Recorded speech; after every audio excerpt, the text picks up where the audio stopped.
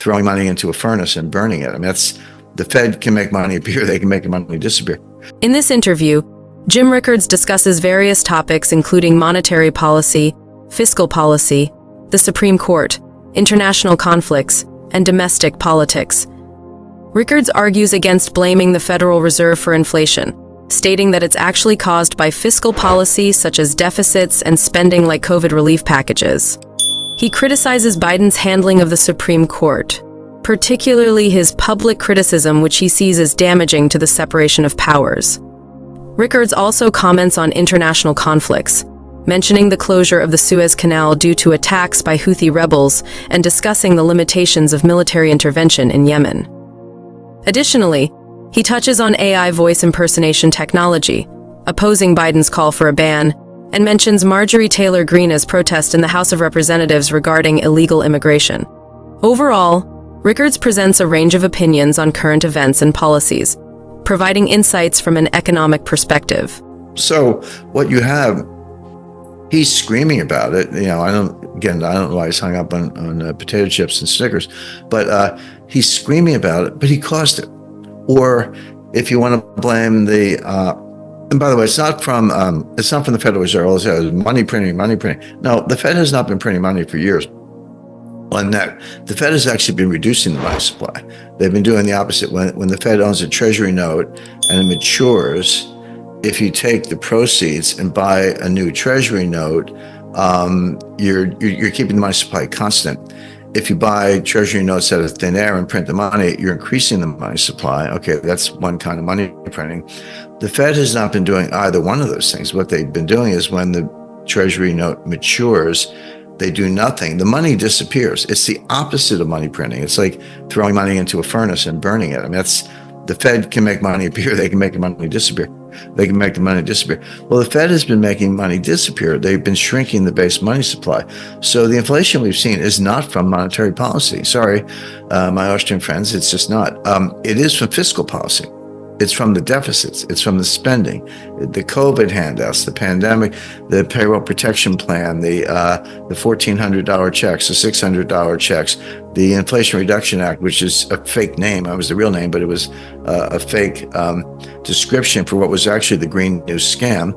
We talked a lot about that. $1 trillion of subsidies, handouts, et cetera, for a bunch of Green New Scam deals that are completely unnecessary because there is no climate crisis. We don't have time to kind of do a deep dive on that, but I've written about that a lot. So I think regular readers are familiar with the fact that the CO2 emissions have nothing to do with climate change. It's caused by solar cycles, ocean currents, volcanoes, and actually moisture known as clouds.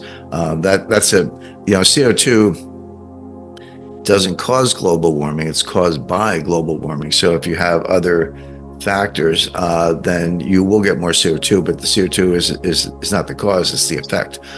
So they're their understanding of the science is all fake science, but they don't mind spending $1 trillion on this stuff. But that's what causes inflation. It's not monetary policy, it's fiscal policy. That's Biden's responsibility, and that's why we're getting the inflation. So for him to stand out there and complain about it shows that he doesn't know what he's talking about, but that really comes as no surprise. He attacked the Supreme Court from the podium. Obviously didn't like that 9-0 ruling in favor of Trump on the subject of could a state strip Trump from the presidential primary or general election, and they were doing it in Colorado, Maine, and Illinois. 20 other states were trying to do it. Supreme Court said no. Done. No, a state cannot take a candidate off the presidential ballot. State ballot, yes. Presidential ballot, no. So, and it was 9-0. It was definitive. Again, we can drill down on a little detail there, but we don't necessarily have time for that. But the point being, we do have separation of powers under the U.S. Constitution's Article 1, Article 2, Article 3. It's the Congress, the executive, and the judiciary. And the Supreme Court's kind of nice to show up and sit there, although I think Alito was not there. But to berate the Supreme Court from the podium, from the executive branch to the judicial branch, face to face, is incredibly bad form.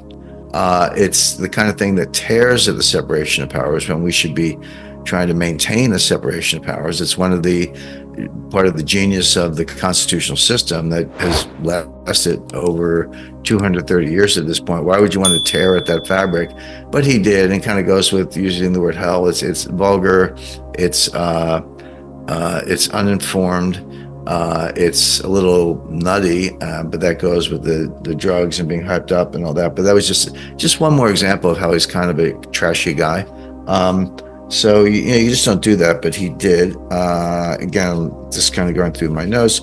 He talked about how the U.S. military is stepping up to keep the Red Sea open, from the Houthi rebel attacks. I have news for you, Mr. President. The Red Sea is not open. All the major oil tankers, what we call very large crude carriers, are going around the Cape of Good Hope. I've been there. It's a beautiful place, but it's a long way from the Suez Canal. Suez Canal is effectively closed. One cargo ship went through a few days ago, was sunk. So it's sitting there, it's underwater, the bow's sticking out of the water. It's not that deep, but they sank a vessel yesterday. Another vessel was attacked. Some crewmen were killed. All the major oil companies are shipping their oil around the Cape of Good Hope, if it's in for Europe or, pardon me, the Western Hemisphere. The Suez Canal is effectively closed. So for the president to say, we're bombing the Houthis, someone said to me, we're going to bomb the Houthis back to the Stone Age. The Houthis are in the Stone Age. I mean, you can't bomb them back to the Stone Age. They live in caves, practically, and underground tunnels, and they ride camels and donkeys, and but they have drones and they have rockets. They know how to use them. So you can't. And the Houthis have been getting bombed for 25 years, if you include Saudi Arabia. And I mean, go back to the 1950s, and Nasser of Egypt was fighting the rebels in Yemen. So that war never ends. But the idea that Biden can do anything about it is false. And